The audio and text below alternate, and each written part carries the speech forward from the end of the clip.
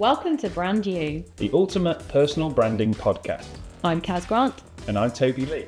Together, we're here to help demystify personal branding and to make it accessible and effective for everyone. Follow along as we guide you through creating your own personal branding journeys. So, let's get started. Let's brand you.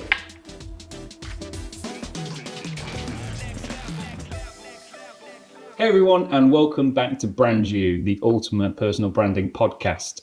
Now, last time we spoke about consistency with your personal brand. How can you make sure that you're producing content regularly and of good quality every time? And this week we're going to be adding on how do we now extend that reach? So your audience, who you're capturing with your content that you're sharing, and how can we just start building that presence even more online? So Kaz, how do we do this? Yeah. Over to you. So to start then, I think everybody just needs to look into where they're starting from. So looking at your current platforms, your current reach, your current posts, what you're putting out to the world, like how are they currently performing? Like, are certain posts getting more reach than other posts? Are certain forms of content getting better visibility and reach than other forms of content? So are videos working better for you? Are carousels working better for you? Looking at things like that. So you need to know where your kind of starting point is before then you look into how you can expand beyond that. And the more we obviously post and as regularly as we can start building those numbers to use those stats to our advantage. But how soon can we start reviewing that stuff? Is it as soon as we've done our first week on LinkedIn, we've got something to go off, or do we need to wait a little bit to get the process started? Yeah, I'd say like wait, hang fire a little bit. Yeah. Like if you've been following the Brand New podcast, our listeners out there, then potentially, by this point, and this is why we're doing this episode now, they've created everything. They're starting to post and get themselves out there more. So hopefully you'll have a few weeks at least to kind of go back. And again, a few weeks is probably not going to be enough to tell you loads of information. So don't look at this sort of every week and be like, how many likes have I got? I don't want people to get fixated by, I put a post out, how many likes does it got? How far has it got? Yeah. Like what's the, 3. And then you get disheartened and you don't know. Again, this is the long game. So it's not just going to happen overnight. And obviously the longer you've got of content, the more content that you've shared, you'll have more analytics on this. But you will be able to start to see kind of within a few months, couple of months, what your audience is maybe leaning more to liking. Sure, yeah. Or maybe more to engaging on. Like, what things have you put out that has drawn in those conversations from people, has got some people commenting? And again, that might be like the dog posts. Yeah. Or your gym post. So it might not be your business post that has got that kind of engagement, but it's looking at those. So have a little audit, have a little look at the analytics and see what's currently performing, and like then look at how you can maybe recreate more of that kind of content. And also, as you continue to sort of post regularly, your audience is going to grow naturally anyway. So if you're just starting out, right, on whatever platform you're on, your following is probably going to be fairly small and cute. And then hopefully that'll grow. The more you post, you're going to start attracting people. One thing I find quite interesting is the ratio between the amount of likes you get, say the percentage of your community that are engaging with your posts might not actually change, because say you're getting 5% engagement now from your community, the more people you get in your audience and you connect with, hopefully more people are going to start engaging with your posts, but that percentage might stay the same. Still might be a 5%. Do you know what I mean? Yeah. If you're going to be like getting into the mathematics behind it and the nitty gritty behind it, then yes, whether it's useful to know that, I don't know. But it might be similar as you grow, because again, not everybody is going to see your content all of the time. Yeah. Not everybody is going to get it at the top of their newsfeed. So hopefully after some of these tips that we share in this episode, it will start becoming more readily available in people's feeds. But at the beginning, especially as you're growing it, it's going to take a longer time to grow. You're probably not going to see daily growth. It might be like, again, zoom out on the analytics, zoom out of your thing and look at it over time. Because this is going to be a slow and steady thing. And it's the same as like growing a business, isn't it? Like no business is like Well, Yeah. very rarely is a business like straight up and skyrocketed. It's like, and then if you zoom out over time, it's gone up. So that's going to be the same for your reach as well. But there are things that you can do that will help it speed it up. So again, looking at your content of what's performing well, what's not, and just monitoring that. And maybe you don't make any tweaks or changes at the start. Maybe you just take a note of the types that are, so you know later down the line, are they still performing really well? Maybe we can create more of that. Once we've looked at the content as well and kind of what we're sharing and what's working and maybe what isn't working, another good thing is to look at the platforms that we're on as well. So I know we've started this podcast and we're sharing how to personally brand from kind of, before day one to throughout creating a thriving personal brand. So we know we've said start small, start manageable, so not to be on every single platform at once. So maybe you have started off then on one platform. Maybe people have started on LinkedIn, or they've started on Instagram, whatever that platform was to them. Now, maybe 3, 4, 5, 6 months later is the time that you want to kind of have a little look and think, how is that platform doing? Is it giving you a growth return, steady, that you want happening? Could you maybe now go on another platform as well and introduce another one? So if you've already got the content going and flowing for one platform, you might be able to repurpose it for another one anyway. So you might not have to recreate the wheel to do this, but it might be just that you can repurpose content across platforms. And then can that help your reach?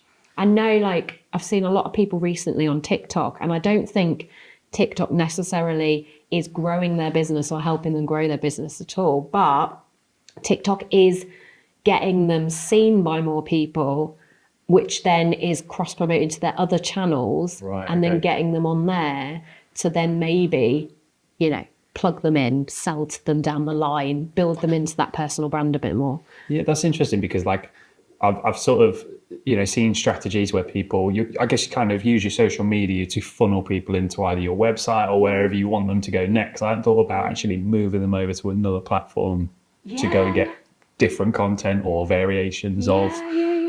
Because again, it's giving people an all-round perspective of you. I mean, and again, this isn't going to work for absolutely everybody doing everything. So again, you've got to kind of find what's going to work for you or what not. So don't take, like, Kaz has mentioned TikTok, right? We need to be on TikTok. It's not that kind of thing. But I'm just using TikTok as a great example because it's maybe a platform that people are put off going on. Because they might actually need to share a bit more about themselves and maybe let their humor out a bit more, maybe get in videos and do some silly things.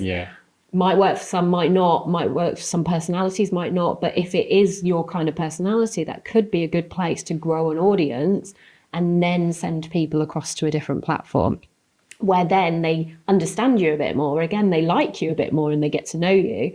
So then when they go onto your other platform, oh, hold on, I already know this person. I've kind of bought into them. Now let's see what they've got to offer as well on here. So that could be, it's just an idea. Again, manageable, don't make it overwhelming. So that, again, suddenly your consistency stops and you can't manage it. But it's just ideas to maximize your reach.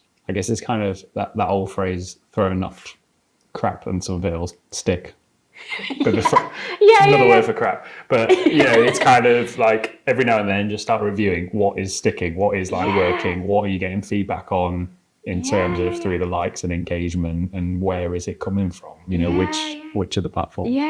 I mean, you've already got the strategy and you've already got plans if you followed the podcast along. So it's not kind of properly throwing stuff out. But at times you are going to have to experiment with a personal brand, with social media. It is all experimentation. You got to do it to know what's working and what isn't. Because it's so, personal branding is so individual. It's different for so many different people. And also, if something isn't working, don't spend your time as much on that. Because actually, again, your time's precious when you're personally branding. So just don't do that and do something else that is working a bit more. And pivot throughout your personal brand. This is going to be like a fluid kind of thing that you're growing with you. Try new things, change stuff, see what works. Not all the time. Again, you need some consistency for that, but and small changes. Changes. Because it's not a case of going like, well, I thought this would have 1,000 likes. I thought Instagram I'd be viral and at 20 million in 2 weeks, but actually no, it's not working for me. I'm going to go on LinkedIn instead. Like, no, give it time. Still need that You consistency. still need the consistency and tiny. We're not saying come off Instagram completely. No. Maybe just create more reels of your top performing reels. Yes. And less posts that aren't getting any traction. Yeah. Little tweaks like that. Because again, it's not things like that. Your platforms, your social media platforms aren't going to grow massively in the first year, maybe in the first 2 years. Yeah. Sometimes, depending on what your personal brand is, who you are, what you're offering, it might take longer to grow these. Yeah. So not chucking them in completely. Small tweaks. And hard not to compare yourself as well to other accounts that might have taken off overnight and gained a certain following, even if it's local following. You know, you do hear of people that start businesses and the traction is there, but it's actually because you know their business is something that was missing from that sort of area. You know. And try not to compare to an industry that isn't yours, you know. Exactly, and they've got a better personality for videos, so they've started videos, and that's got crazy. Maybe you didn't start with videos, maybe you started with things, maybe your character isn't as outgoing and bubbly as theirs. So, you know, definitely not comparing, because we're all different. It will take some people longer than others, and there's no like magic if you're this type of person doing this type of thing that you will go viral overnight and everything will, you know, suddenly come to you. Your personal brand will expand. Some things might work, some things won't. Again, experiment with it and see. And different niches and different industries and different peoples, like it's all going to be slightly different. But try things and expand that way as well. So while we're on the expansion then as well, so you've got the content that you may be changing, you've got the platforms that you're monitoring and looking at which ones are performing better. Maybe you're adding in an extra one this month, this year. Also look at how you're interacting with your audiences on them, because we can't just post and ghost is the phrase, isn't it? Yeah. So we post and ghost on whatever channel that we're on, whatever platform. We're not going to get the engagement, are we? We're not going to get people interacting with our posts and doing that. So make sure the posts have great calls to action that make people have a conversation with you, or at least invite people to have a conversation with you. They won't always, but invite people to have those conversations in the comments and get those comments going. And when people do comment to you, reply back to them. Because again, reach wise, you need to be engaging to get more reach as well. This isn't just a post and ghost. No, and it's trying to make a comment out of nothing sometimes. Like there might not be something to respond to in that comment. They might have just said, oh, this is great, or do you know what I mean? But it's trying to find a reason to share something back, just to keep that content going and sticking in that algorithm, but also just to keep yourself showing up as well, isn't it? And just show you're active and you're having conversations with people. Your name keeps popping up there. And people know that you are responding back to them. Like if they put a few comments on your post and you're not, it's like almost they've waved hi to you in the street. It's the same equivalent. You've just ignored them every time. Just carried on walking. Like you wouldn't do that. So it's the same on comments. So even if you like it and go, thanks for your support, Susan. Or, you know, whatever that might be. Thanks for your reply. Thanks for your comment. Thanks for always liking my post. Just a thanks for something. That goes So keeping with that analogy then, some people might feel like walking down a very crowded street of people they know. It's like clicking on LinkedIn and going, there's 30 new notifications because a post has done all right, and there's comments and there's tags and things like that. Like, what would you advise to those people in terms of like, how do you find time to respond to those things? How do you, because I'm guilty sometimes of missing things and a few days later commenting and then I think the effect it might have on that post now has been lost. But again, it's still good to do, but most of the people doing this on their own will be one-man bands. So again, let's be kind to ourselves. Like sometimes something will go crazy. And maybe we've also had a crazy work week as well. So some things, you know, we're not perfect. It's not going to be perfect all the time. Where possible, try and reply back. But stuff is going to get missed. People aren't going to hate us for the odd one or two here and there. But as much as we can, like I always factor in kind of engagement time into my day. Not like, you know, 5 hours at once, but literally 15 minutes maybe in the morning at some point, 15 minutes in the evening, just making sure. Or if I know that I've scheduled a post for a certain time, I will where possible, again, try and go on just before it, do some comments, replying, engaging. So then when my post goes out, it's potentially seen by more people.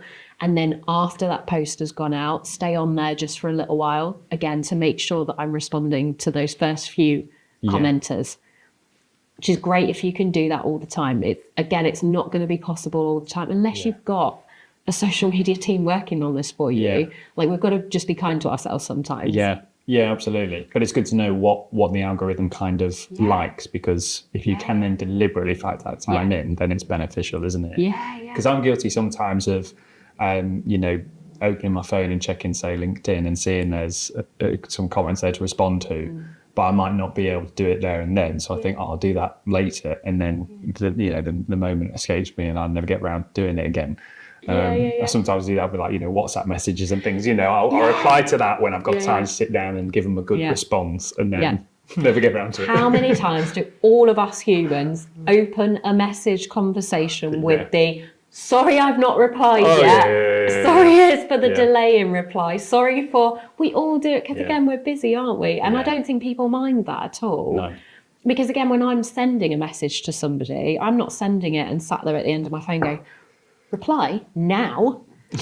Like, I'm not getting angry because they haven't replied straight away. I'm like, I'll send it because I'm thinking of it now. They'll respond when they respond, and we pick up the conversation. We live in such a digital world now. It's like, it would be we wouldn't do our jobs if we were just literally there all the time, replying to all of, at the point of responding. Yeah. Where possible, engage when we can, as soon as we can on a post. It's not always going to be possible to do that. There's this slight diversion, but it actually annoys me when people reply straight away. Does it? Because it's like, I've now got to reply straight away, and they end up going back and forth for like 20 minutes, and it's like, we could just pick the phone up. Why haven't we just called each other? I didn't expect this to happen. But And you know what? That's a great point, isn't it? Because although we're talking about social media and the online world, again, like, can you bring some of the online world in person? Yeah. And actually, can you just cut a long message conversation back and forth with a, shall we meet on Wednesday for coffee? Yeah. If you can, if you're in that geographical location. Shall we jump on a Zoom? Shall we jump on a Google Meet? Shall we pick up the phone and chat to each other? Because again, social media is a conversation starter. Yeah. It doesn't have to always stay on social media, does it? We can move it in person. No, absolutely. And our focus is probably a lot on social media because they're things that we can be doing online, and that is a big part of personal branding. Yeah. But the other side of personal branding is what you do in person, where you take it next to turn something into a working relationship, isn't it? Yeah. And that's another great thing to help you expand your reach online as well, is when you're going networking in person, or if you're not, get networking in person, because that's going to expand your personal brand online's reach. Because what's the first thing we do at networking as well? Like, swap business cards, plug each other into our social media, scan the QR codes on our LinkedIn. Like, we've got them then in person, but then online into our online vortex as well. So that can help expand our reach. We can also, at networking and meetings out and about, what's the first thing, like you have a photo with 3 or 4 people at a meeting, you're going to tag them in that photo, aren't you? So on platforms, say, for example, like LinkedIn, where you've got to know the first generation, or second generation, or third, to even get in their online vortex space. Yeah. That's great, isn't it? Because you've tagged them in, their generations are going to then see like you within that. So again, get tagging people out and about when you're meeting people. Not every meeting you have, you're going to be able to discuss what you did. Not every meeting that you have, again, is going to be appropriate to take a selfie. Some, depending on what you do, who you are, some client things are confidential and some things are a bit more difficult. So that's fine. But where possible, try and do that a bit. Even with like friends and family as well, because again, we all know different people. I'm in network marketing alongside of what I do for Quirk and personal branding. It's all about, it starts with you. You know a certain selection of people. They know a certain selection of people. They know a certain selection of people. They know a certain selection of people. So it's all about thinking about plugging into different networks and different people's networks. And I think that's what we miss sometimes with social media. And in recent years, when it's been like all the paid stuff, or like follow my theory, like pay for your followers, and like, who are you really paying for? But also then you're not connected to them in any way. They're probably not going to know, like, and trust you that quickly. Yeah. But if you've got a connection from your cousin or your friend or someone, like, and they sort of know you straight away. So again, there's a bit more of that know, like, and trust. Yeah. So it just opens up your network of really potentially great connections in an organic way. Yeah, I really like that. Trust is something that can also be passed on in a way, isn't it? I suppose, kind of paraphrasing what you're saying, in that if you brought somebody into the room and said, I think they'd be great for the podcast, and I never met them before, I'm not going to say, well, hang on, I need to sit down and get to know them first. I'm going to trust your instinct because I respect you, for the work you do and the connections you make and so on. And I think it's very, very similar in that sense. And there's also no shame, is there, in wanting to connect with certain individuals or tap into certain communities because that will expand your reach. If we look at influencers, not as I really like to use influencers as an example of how to do things, but in order to acquire certain sponsorship or what's it called when you push influencer deals or product endorsements and things like that. One thing leads to the next, and it might have started from trying to achieve one brand that you end up representing, and then because that other brands are then going to get eyes on that, and then they'll want to work with you, and it's how business grows at the end of the day, isn't it? And it's the exact same with your personal brand. One of the huge benefits for us doing this and coming together and building the podcast is kind of, we had sort of we had two audiences that had similar interests. You're giving personal branding messaging, I'm doing similar from a visual point of view with the photos and video. So it's kind of like, how can we kind of merge these two together and share value on a kind of great scale and tap into each other's audiences. And I think there's been a lot of reward for doing that so far. And it's something that lots of industries can do together. Photographers will work with web designers because web designers need photos for their websites. So it's just about thinking about what opportunities for your business and your services that you offer. How can you just keep reaching and keep reaching? How can you collaborate? I love that that's word, a better. That's a much better way of, because it's a two-way thing. It's not who's going to do stuff for me. Who's going to make introductions for me? It's actually who can I really work with, and it's going to be beneficial for the two of us. Absolutely. I think collaborations. I was talking before this podcast to somebody, and it was a bit of a negative conversation. It was how someone was stopping an event happening at a local space because they're in that area of expertise, right? And the event was in a similar area of expertise, doing totally different, but anyway, and they didn't want it to happen in that venue because that's their kind of realm of things. And I think we find this all the time with, like, being in the local business communities in Lincoln. It's so collaborative. And I think when you're coming from a place of lack and I can't share something because that's my area, that's my thing, you keep it all in. You don't collaborate, you won't expand your reach, you won't grow, you won't get some of the benefits from that. But when you do open that up and you're not coming from a place of lack, you're coming from a place of there's enough for everybody. It doesn't matter if I'm in personal branding and I'm sharing that. There are other people in the world offering personal branding services. I really don't care because there's enough for everybody to be doing that in their way that they're doing it. And there's enough people that will need our help. So I'm not keeping anything to myself. I would collaborate with those people. I would team up with those people because, again, it's like different audiences, different things, different connections, different speaking opportunities will open up. Like all of this awareness for the personal brand will come from that. And I think it's hugely, hugely beneficial to collaborate. Like, as soon as you said about doing this podcast, I was like, yes. I don't know how we're doing it. Oh, if it will last, if anything, like, I didn't know all of the stuff, but I was like, yes. And that's usually where the best ideas are born, aren't they? Because it's kind of like, we'll find a way. And we'll make it happen. And collaborations don't necessarily have to also be in line with each other in terms of service-wise. Sometimes, actually, if you're completely different industries, it can be a really interesting way to raise the profiles of both of you. I can't think of any examples off the top of my head, but it's. Well, I can. So Francesca, she's with Future Cloud Accounting, has teamed up with Jordan, who's a therapist, and they're doing the Couch to Calculator podcast, which is a really great idea, because so Francesca's coming from the avenue of kind of like the business world and business advice and tips, and obviously bits of accounting in there as well, and personal branding, because she's created a really great personal brand. But then Jordan's coming in with like the mindset wise of things and like the how-tos and stuff. So it's like very different industries, but they've come together, they're friends alongside of it. So they've got that rapport, they've got that kind of chat with them, which is lovely. That's really to nice, hear. Yeah.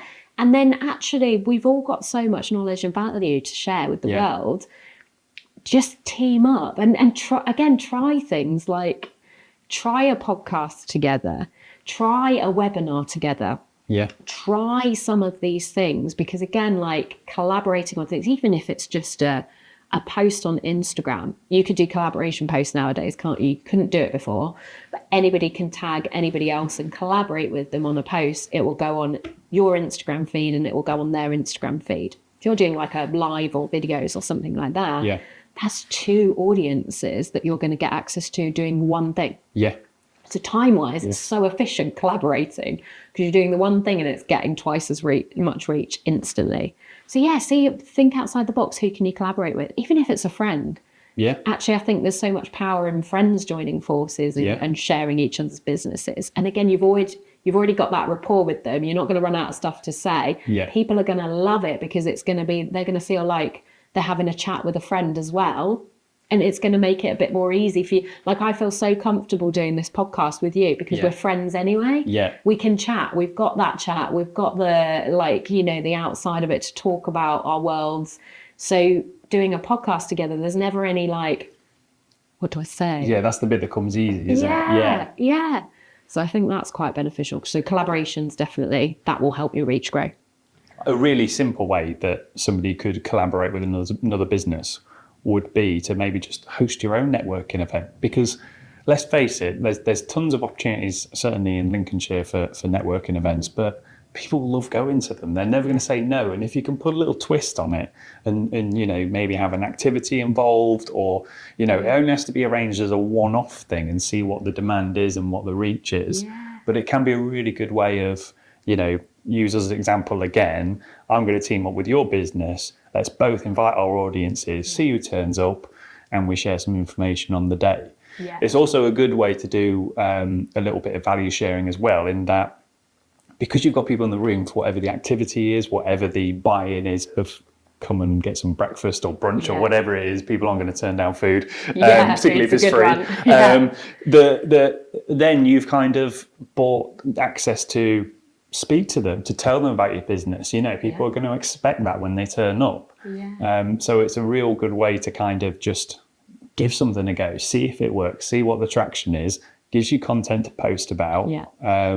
And you can kind of go from there. Yeah, and again, it expands your reach in your network, because you can ask people to bring other people. Yes, yeah. So again, it's like everybody hates going to something on their own. Yeah. So if you get them to invite somebody else along, there's a bit of that okay, I'll definitely come along, but I'll bring my friend, and that'll make me feel a bit more comfortable. You're then in front of the friend. Again, you can tap them into your world then online. So then you get access to their kind of world as well, which is really cool. And like you said about the speaking at the networking, you can speak at those, but also looking at what other speaking engagements and stuff you can get involved with. Like, is there any value share? Is there anything, events coming up that need speakers at them? Yeah. Could you speak on behalf of your niche, your industry? And again, like, a speaking gig is great at building your reach and your personal brand's reach, because everybody at an event, if you're speaking, then adds you to the social media, their social media accounts.